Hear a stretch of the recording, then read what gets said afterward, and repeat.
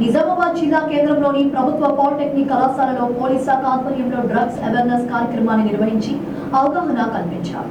ఈ కార్యక్రమానికి ముఖ్య అతిథిగా డీఎస్పీ సోమనాథ్ పాల్గొన్నారు.